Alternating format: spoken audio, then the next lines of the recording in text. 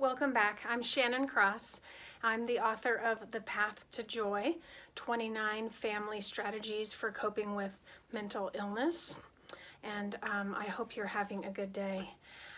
I wanted to talk a little bit about how to get help. So some of you may be dealing with a family member that is struggling right now to just get up in the morning, or they're not even getting up in the morning and you're struggling with that. I remember in January and February of 2020 this year, my son could not get up. We were actually buying Red Bull and energy drinks, which I would never advocate for a young growing teen, but we were doing anything we could to just get him out of bed.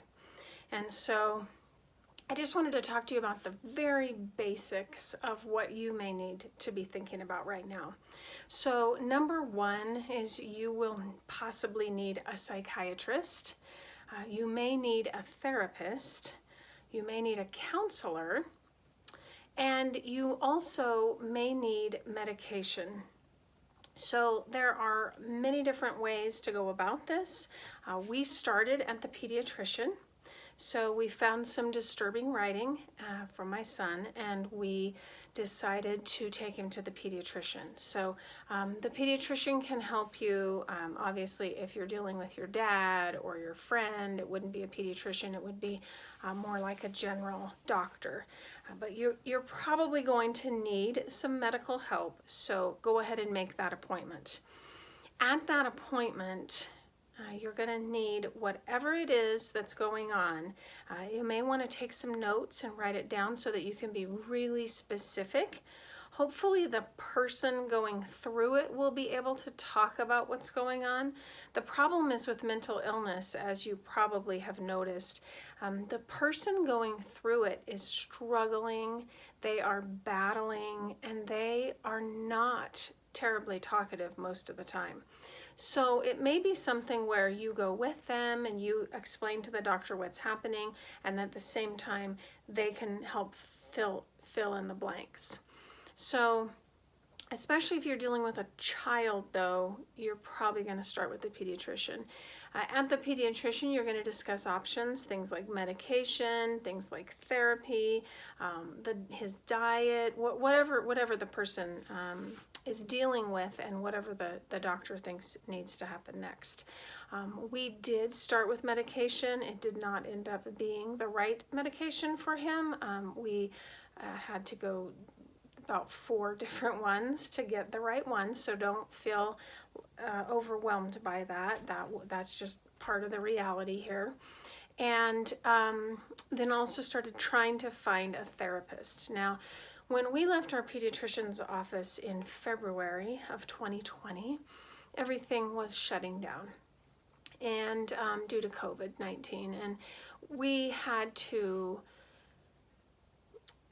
pretty much beg to get anyone to even return calls. So at that time, they were all trying to figure out this digital world and how they were going to go virtual. I heard many times that they couldn't even see their own patients. How were they going to see new patients, or they weren't accepting new patients? So that was very, very difficult. Be prepared for that and be ready to be not just assertive, but maybe even a little aggressive with that process. So each time you call, ask for 3 more references if they're not giving you, if they're saying I'm not taking new patients, have them give you the names of people that are. Call those people right away. One place to start might be your insurance page. There may be certain providers you can go to that will be much cheaper. I know some that I called said it would be a cash price. They would then give me the cash price. But if you want to go that direction, but if you have insurance, you're going to want to ask for places that actually have your insurance. You'll also have to decide whether or not you're going to do this virtually through a link with your loved one, or if you are going to go in person. Now, for us, it has been very tricky because most people are only doing things virtually. And my son really didn't want to go virtual. That was actually part of our problem, is he said he really wanted to go to a place and talk to a person, which we completely understood with him being a teenage boy. But that may not be your option. It may not be your reality. So what I would say to you is try to honor your loved ones' wishes that they want to go to the building and see a person. But if the only option is virtual, get started. Get started virtually.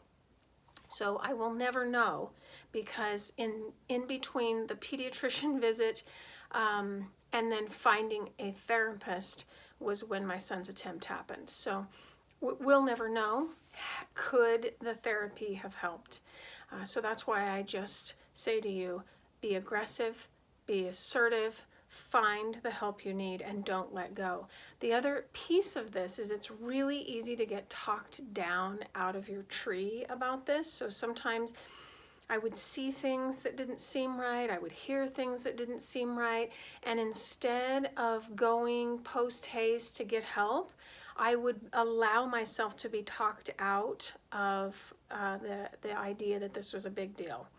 I would also, your brain starts thinking, he's a teenage boy. In your case, it could be your dad. You know, he's middle-aged and he's struggling. Or it could be a friend and she just lost her job. And so you start to sort of rationalize why maybe you don't need help. But if you are having the feeling in your gut that something is really wrong, go and get help. Get help.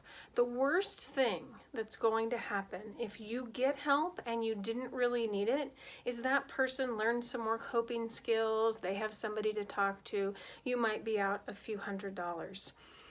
Think about what the worst thing is if they need the help and you don't go get it. I sat in ICU for 4 days with my son after an overdose. So really keep it in your mind. Therapy is a great option because there's really no risk in terms of what bad could happen. So if they just get more skills, if they just have someone to talk to, that's way better than the alternative. So I would just recommend that you find the medical help you need and find the possibly the medication. So we did go the medication route, and that has been a good thing for us. That's something that every family will have to decide for themselves. So I just want to encourage you, don't give up. Don't give up. If you feel in your gut like something is wrong, it probably is. Make the effort and find the help you need. That's all for now. Have a good day.